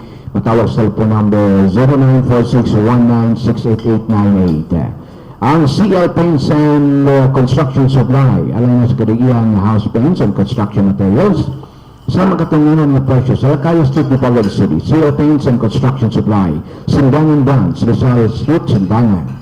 O pinagi ni Dr. Cesar Caimari Bala, pagiyag tagdumala. Bang Vice Chairman sa Provincial Advisory Council sa PNP sa Zamboanga del Norte. Atong pagtimbaya sa atong legal counsel sa Kapihan sa Dipolog, Atty. Casincio Cruz Palpagan Jr. Ang Hotel Camilo 1, atong official venue, na kita second floor, function room, sa Hotel Camilo 1, sa General Luna Street, Dipolog City. Lagi ng Manager Gold Fabriles ang mga personahe ini. Masab atong pagtimbaya, ato Paloma Caballero, Jaime and Vicky Caballero, o mga anak, James and Samantha Caballero sa Ontario, Canada. Lady Arita Pahinti Tumon sa Brampton, Ontario, Canada, o kang Mr. Vicente Tanzon sa New Jersey, USA. Ato sang pasalamatan ang ato nga kanhi congressman sa Gendo Distrito sa Lalawigan o kanhi din sa College of Law sa GRMSU Dipolog Campus nagkaroon music sa NAPSI si Atty. Rogelio Mato Barinaga. Ato pasalamatan ang Woodrow Solar Power at tubaga ninyo sa inyong pag-undang na sa inyong mga bill matagbulan pag solar power na. So Woodrow Solar Power sa Barangay Bara, Dipolog City. Yan sa bang AN Seafood House, alam niya mga seafood sa Dipolog sa Dipolog. AN Seafood House, pinagyo na ni Atty. Clyde Naong. Ang Gloria di Dapitan sa Dipolog sa Dapitan, you dine, you eat, you be entertained, and you shop. O mutanaw ka, o sa mga salida sini nga suhong po sa Manila, sa Twin Cinema sa Gloria di Dapitan. Dalang tinong pamilya dito sa Gloria di Dapitan. Sunod sa Gloria di Dapitan, asab ang Fantasyland, the only theme park in Visayas and Mindanao na yung mga bagong rides o yung asab ang ilang world-class presentation na tag-weekend kauban na sa makalini sa mapasigarbuhon na fireworks display.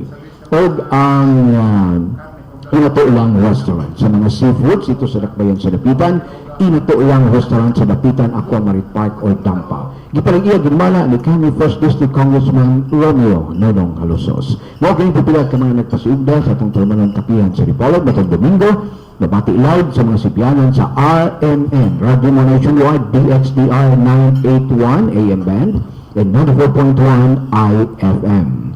Balik ka sa itong mga bisita kay mataga sa Kapihan sa Dipolog. Okay, thank you so much. Additional na to, no? Sa ato ang mga sponsors, ang Shrine City Food Terminal, operated by the Cassava Growers and Processors Association, nagbaligya sa lamian kaayo, no? Og inila na kayo nga cassava chips o uban pang produkto sa uma o sa dagat nga hilaw, raw or processed, no? Diya sa atong dampa sa dakbayan sa gapitan o mapalit usab kini cassava chips sa livelihood center. Kita lang, no?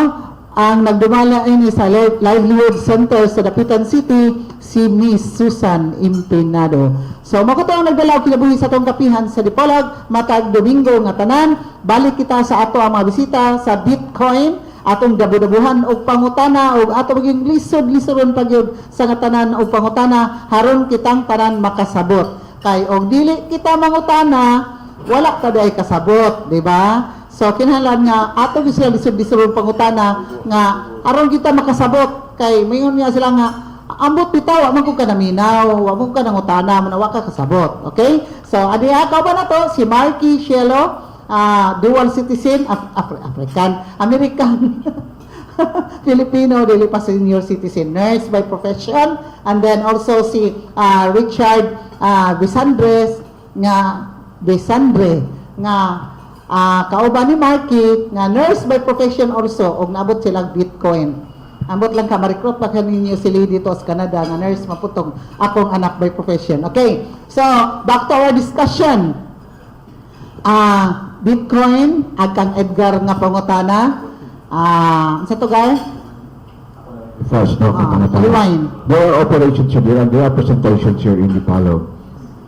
The invitation is cryptocurrency. Okay. And they are talking about Bitcoin. Okay, then ang cryptocurrency nga SEC stops cryptocurrency offering. Will it affect Bitcoin? Okay? Dahil ang ikatulo nga pangutana kanang virtual currency kay dili makita, dali ra kay siya listed ba siya sa stock market like Philippine Stock Exchange o sa Wall Street ba sa New York o simba ko panalitan kay taas ko ang presyo niya karon, dali ra ba po ni siya mo crash, no? Okay, we'll answer the questions first, Richard and then Marky. Go ahead please. Okay. First question sa investment. Okay, question, can we invest in Bitcoin? Pwede mo naman invest? Yes, maka-invest ka in Bitcoin. Unsa man na? How do you do that? Well, number one, I think my take is that we should take advantage of the rising value in Bitcoin price. Kay daghang mga professionals dito tanan suggested trending sa price sa Bitcoin will keep going higher and higher and higher. Okay, so here's my question. How can we invest in Bitcoin? There are many startups that offer ways to invest directly and or indirectly. How to do that? That's a complicated scenario. Also, there's some pitfalls to you have to be very careful. You have to do some research before you get into any kind of firms out there, because there's some do's and don'ts, and people will take away your money in some cases. So, if you want to know more about that, my friend here, Mark, has a couple of suggestions, but he's got an email and a card that you can refer to.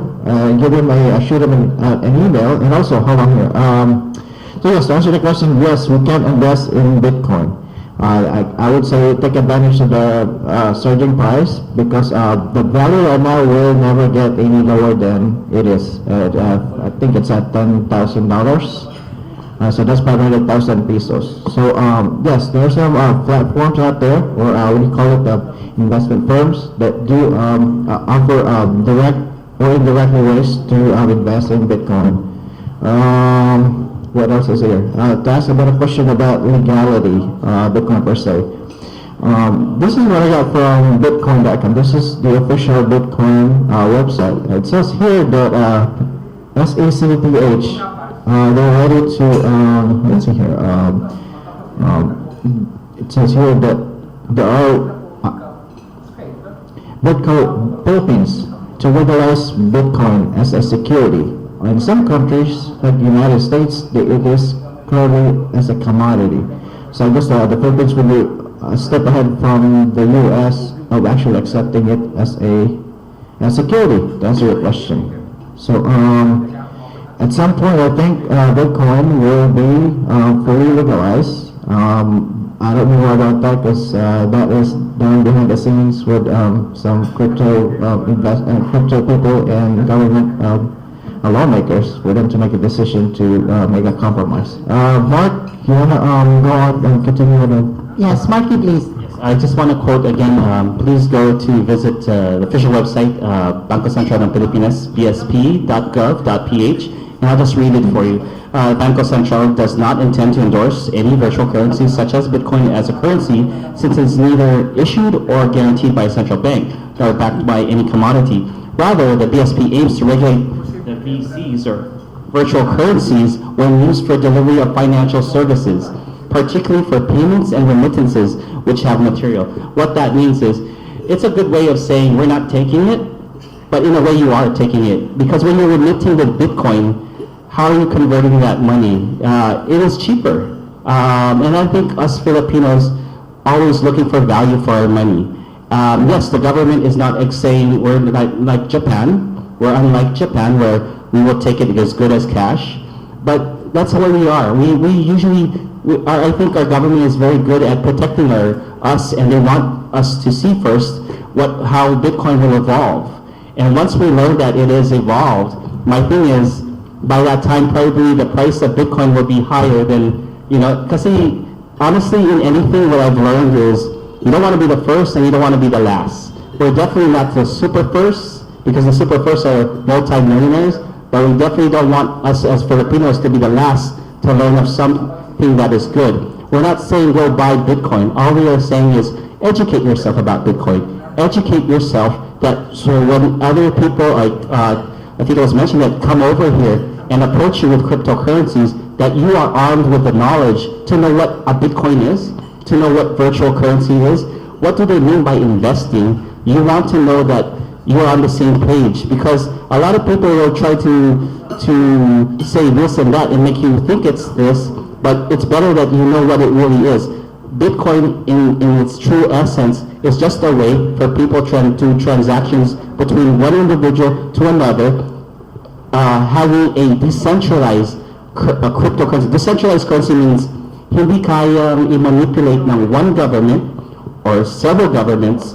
This is, again, hindi kayang i-manipulate ng one country or continent ang internet. That's why when Richard said earlier, Bitcoin is the money of the people or the world, it's truly in that essence is that we all have a right to earn Bitcoin or participate in Bitcoin. It's up to you to do your due diligence in how do I go about in participating in this world market. Since Bitcoin was never meant to be hoarded like gold or anything, it is meant to be a form to trade. And the viability of Bitcoin will only be if people treat it like as trade. If you have an item, I see value in your item, I will pay you using a different currency aside from cash or fiat money, and this would be the virtual currency of Bitcoin, which is secured via the blockchain. And then why is that? Rather than be paying gold, can you imagine pay me in 10 bars of gold? You're in some other part of the world, but I want it in a span of 1 hour or 10 minutes. Cryptocurrencies and Bitcoin has solved that. In a matter of less than a minute, you can transfer the same amount of money or same value without having to physically bring that amount of gold, because it's so inconvenient. And we're used to this. How come we're used to this? This is nothing foreign. The only difference is you've seen it in the movies. Please transfer 40 million. There's 40 million in some account in some movie. But what's the difference is this. That is regulated. That has to go through certain channels and can be manipulated by those certain channels. This one, before it goes to that certain channel, it must be validated by the hundreds of thousands of individual miners who have computers that will validate, and that is your protection. That is your protection, that this, because if only me and Tito just decided, hey, let's make a transaction, let's make it 1,000 Bitcoin. And I said, oh, we sent 1,000, right? And the other hundred of thousands said, no, that did not happen. It only happened between your two phones or your two computers, but it never happened throughout the whole blockchain network. So that's why you can be secured. If it is truly in the blockchain, your Bitcoin, it is secure that it has to go through that many channels before it is acknowledged and before the transaction even occurs. And that's different from going to a bank, and if I'm the owner and I said, hey, let's just make a transaction. If we're the two involved, we can. But this, because it is decentralized, it can't be done because you would have to convince the whole entire world in different countries, different nationalities, different language to agree on a transaction, which is, I don't think the community will allow. And that's what is your protection, why Bitcoin. Now, the question is, yes, please. Okay, before we go na siya additional information, okay ra? Okay. So my question is not being answered. All about this presentation. Actually, I've attended the presentation of crypto. And the way I look at it, it's a networking. It's a networking, pure networking. Then this thing, this sec issue is a setback of this process of the currency. So, Okay. Like I said, daghang mga let me see here, right? Daghang mga bago nga kuan kanang baka advantage ang mga scammers ba whoever nga they're very smart and they can find ways to trick people. There's some ways to do that. And then there are also the good guys, you know. For example, Bitcoin, take advantage of it while it's still going high. My thing is, we do it for the good. It can help. For example, daghang mga generation na kanang sa laing lugar, mga OFC workers, mga nurses, doctors, mga Pilipino. Gusto sila mula sa Pilipinas, kaya retire na sila. Ang problem lang, kaya umuli sila sa Philippines, dili sila ka-maintain sa ilang lifestyle. Okay. So, what? Mabayad sila trabaho o unsa nga pag-maintain nga kanang ma-maintain ang ilang finances? Okay, that's number one. Number two, may mga tao sa Pilipinas nga wish sila makagawa sila sa Pilipinas, maka-abroad sila. Wala sila opportunity kaya ang doors nila close. I think on Bitcoin, with the right people, the right mindset, and the right investment, kanina siya mga opportunities niya sa mga tao sa Pilipinas nga who could ever wish could leave the country but never could. So as far as investment for these people, it's yes, they have an opportunity to improve their lives. So this is what about what opportunities are there for Filipinos who want to invest in Bitcoin? Working professionals, Filipinos may have money but not willing to learn the technology because they have other professions and that's not what they're wired for. We have younger generations of Philippines that may have the knowledge, but they lack the money for investments. Okay, so I think it's important to have access to this opportunity while Bitcoin is rising in value. Take advantage of it. There's some good guys, and then there's some bad guys, and there's some false players. But I think the good people will know if it's a good, people are doing a good thing about Bitcoin. these people who are coming to Dipolog and doing presentations, are they part of your company? Because they're presenting this cryptocurrency and they're doing networking with the cryptocurrency. Networking-wise, we are not associated with networking. You can learn with Bitcoin is that it can go in so many directions. Some governments have accepted forms of let's say platforms that are not networking. They have that and they're fully implemented. There's a lot of other firms out there that are sponsored by social media and they're approved. So these they're higher, they're more expensive to get into, and they're not for the average Filipino. But there are some. Mark, you want to go over there? I just want to add, because he's right, we haven't answered his question. Do you need a network marketing company to actually acquire Bitcoin? No. You could actually set up a free digital wallet. What I mean is there are people who are presenting cryptocurrencies and networking. Yes. So who are these people? Honestly, like I said, with any industry, there's always going to see people who will see the value of trying to make extra money out of a good thing that's already good. For us, Bitcoin itself is already good. You don't need to add stuff to make it fluff it up more. Kumbaga sa leche flan, lalagyan mo pa ng ice cream. Leche flan, masarap na eh. Lalagyan pa ng ice cream, lalagyan mo pa ng whatever stuff. Exactly, straight to us, to our patients. No, but in reality, Bitcoin alone, you can get the digital wallet for free. And this is why I love it. It's perfect for Filipinos. You can buy Bitcoin as low as, what, 50 pesos? Kasi magaling tayo sa tingi. Do we ever buy talaga buo? Does anyone go, Tingi. buy juicy fruit, yung wholesale style like states na 10 pack sa isa? No, I buy 3, 4 piso, 3 piso, 2 piso. Why? Because that's our lifestyle. We can buy at the rate that you're comfortable. Walang nagba-bend your arm like a network marketing company. No, it has to be in packages of blah, blah, thousands before you to buy. No, Bitcoin can be a digital wallet that you can just put whatever you're comfortable with. And that's what we want to get to educate the people is hindi kailangan through this route lang pag-acquire ng Bitcoin. Ang Bitcoin is very simple. Set the wallet, nabibili mo lang sa isang. You can buy a remittance company, a convenience store that are popular, and then you can cash out at a popular bank, and just treat it like you would a regular bank account. Ganun ka-convenient ang Bitcoin. It doesn't need to be complicated na antayin mo pag may dumating na mag-percent, tapos sa sign up kang under. That's not the way Bitcoin is. That is a way people are trying to add extra money or value to of something that's already good. Bitcoin is already good in itself, that you do not need to have that type of marketing. These things are being tolerated by the company. It's not certain umbrella company for this because there are a lot of people using cryptocurrencies and networking. Exactly, like I said. You double your money. Exactly. And I think that's why those companies, any company, forget if it was Bitcoin, it could have been gold, it could have been the cure for diabetes, it could be any product out there. That's a that has become traditional for Philippines as a way to promote because nasanay.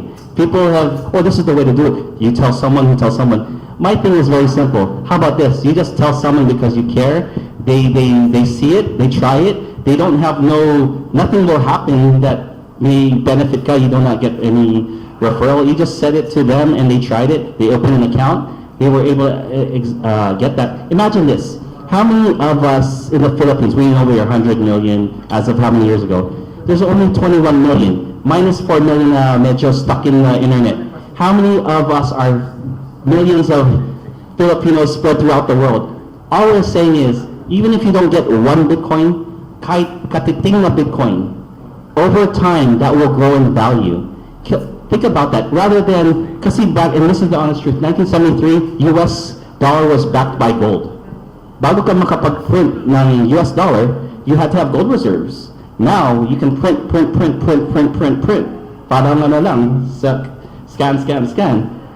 With Bitcoin, hindi ganun po. Bitcoin is 21 million. There's no more. And that's why the value, your great question earlier was, where does the value come from? The value comes from, first of all, it's rare. Second of all, it's universally accepted. Maybe not as popular in the Philippines right now, but you go to Japan, they will happily accept your Bitcoin. Okay, let me cut you there, no? Kay, related to this question ganina, it's good nowadays that 10 minutes to go, okay. It's good nowadays that Bitcoin is on the top, no? What if it will crash? Okay. And then, who will we run to? Who will we go to? What happened to our money? It crashed. Kinsa may panilingan ani ron? Asa naman itong gilansya na mo? Richard. Okay. The simple term, when someone ang Bitcoin will crash ba na siya? According to most valued expert, no, it will not crash. But I'm just quoting them, but you don't know because ang stock market na crash 2008. And they say that that's impossible. And it happened.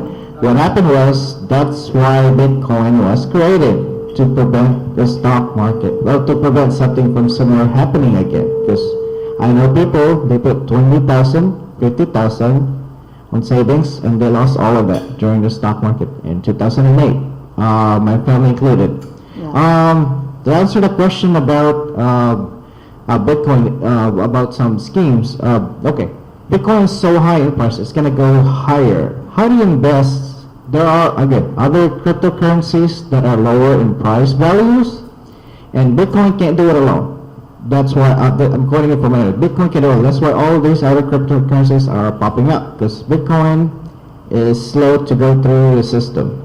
They have Bitcoin Cash, cheaper, Ethereum, cheaper, Bitcoin Gold, another one cheaper, Litecoin. You can invest in this and make money. Ang value sa Litecoin last year, only $50. Abot pila ng $50 sa piso. But muna siya value last year. 50, without times 50. Oh, nakaroon ang value sa Litecoin, $200. Back 1 year ago, ang value sa Ethereum, $200. Ang value karon sa Ethereum, after a year later, $1,000. People made money out of that just directly through the wallet. They invested on it. Ang question, are there any more cryptocurrencies out there that you can invest directly, not indirectly? Directly, yes. There's so many of them. In order to get to that, Mark here has an email, and if you want to talk to him, or he's probably going to give you an email to the station. If you want to know more about investing in other forms of cryptocurrencies that are probably going to be go up in value. For example, there are some cryptocurrencies out there, and ang ilang value mo, 0.0000 piso. Okay. So, mapalit kag mga 100 pesos, ang average Filipino makabot mo ng 100 pesos. Kung mataas ang value ani, then you made your investment. And you made money up out of that. There's so many, there's thousands, so you just can't pick one and say that that's gonna be the one that will go up in value. So that's why you have to do your research. Mark here has some more knowledge about which of those are actually the real ones that are gonna go up in value. How does it go up in value? We can discuss that off the air since we are running out of time now, because this is just one way of introducing what is Bitcoin. Educate the people, but we here, let's get this straight, no? We here at Kapihan sa Dipolog, we just want to inform the people, share the information.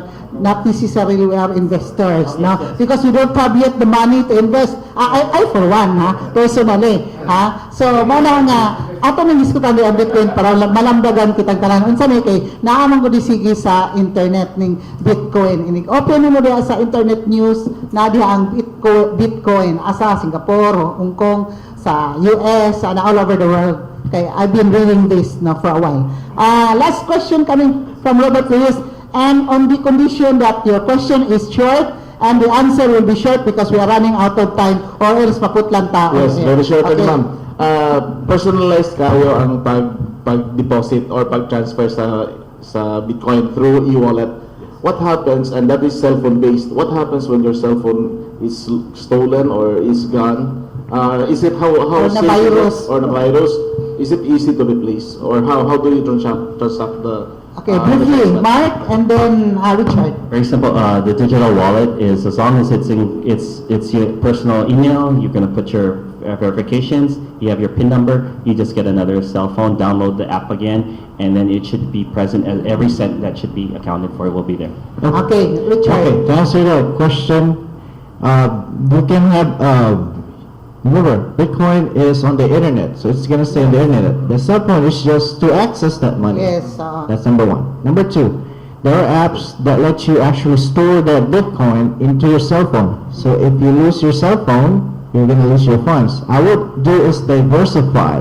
You have money on the internet and you have some money in your cell phone. What's the purpose of having money in your cell phone? To buy goods and services. And you can have money in your, like, daghang mga wallet din ang available, you know, mahalot kag mawala ang mga funds or mawala sa exchange, but the exchange, that's vulnerable. Okay, so my suggestion, if you're a big person that wants to invest in Bitcoin or purchase lots of Bitcoin, but you're scared because you don't have enough information, so I would suggest to diversify, put it in different forms of wallets. So that way, if one of those wallets is missing or hacked or whatever, it doesn't hurt because you have other wallets. That's my advice. Okay, we are running really out of time. Si Nes na gud si Tax, no? Ngayon tag parting words and statements gikan sa itong bisita sa Bitcoin. First off, we have Richard Lisandre. Parting words. Parting ways. Parting ways. Okay. Thank you for having us this radio. This is my first radio, so I don't know how I did. I hope I did okay. Thank you for accepting me here for this opportunity. I'm so excited and happy. Get to be in the air, and thank you to all the people that are here, the technical people, the big boys that are on this table, and appreciate them for having me. And thank you so much. I appreciate it. Thank you. Okay, thank you so much. 3 minutes. Mr. Marky Sholo, please. We thank you for the opportunity. We thank our panel for definitely giving us great questions. I just want to say this. I'm just very grateful that we have the opportunity to share that there is the knowledge of Bitcoin. We don't want you to we just want you to know what Bitcoin is. Because if this educates you just to open up and Google what Bitcoin is, we mission accomplished. We are happy that you at least know that it exists. Second of all, I just want to point out 600 billion right now is invested into Bitcoin and all virtual currencies. That's enough to power how many countries? Why is that true? It's just very simple. This is the people's money, and only the people that can back it are the people. So if it's accepted by everyone, that's great. Thank you so much for this opportunity, and we look forward to just answering any more questions. We just want you to know it's as simple as just opening a free wallet, going to simple places, putting that money, and only put in what you can afford to lose. When we go to a lotto, do you say, I'm going to be up 1,000 pesos that I put in for that lotto ticket? Of course not. You just put, what I say is, do your due diligence, treat it, guard it, protect your phone as you protect the keys of a bank. That's how we say with Bitcoin. Okay, thank you so much. Miss Cherilu Corda Ignacio, you are watching right now sa atong live streaming. Thank you so much sa imo ang pag-invite, no? Kay siya raman po yung nag-quandering request nga, invite nato, no? Si Mr. Marky Shelo o ingon man si Mr. Richard Bisandre sa Bitcoin, no? So, next time pohon, Cherilo, nakadris Dipolog, apil na kadiri kay amo kang dabu-dabuhan o pangutana og apil sa Bitcoin, no? Salamat sa itong mga panelists, si Robert Pinsoy, Edgar Soronda, si Pons Roda sa PIA, ang ato ang mga crew diri na adiri sa ato ang IT Director si Silbert Adriatico Dondiano, alang sa itong live streaming www.rmnpolog.weebly.com. Upload kita sa YouTube kada semana na diha ang atong tanang edisyon sa Kapihan sa Dipolog kauban sa itong mga bisita. Dayon, salamat kayo sa simultaneous broadcast pinaagi kang Taxi Lumba, RMN Radio Mindanao Network, DXDR 981 AM, IFM 94.1. Dito sa estasyon, Danilo, thank you so much. Rochi Monera, Mardy Libres, thank you so much. And of course, Mr. Edgar Dagumo, atong station manager. To God be all the glory. Thank you, Lord, for the gift of life as always. O ang sa Kapihan sa Dipolog. Kini si Edith Mahintito, mga regular anchor and host sa Kapihan sa Dipolog ngayon kaninyo. Happy Sunday. God bless us all. Studio, take it away.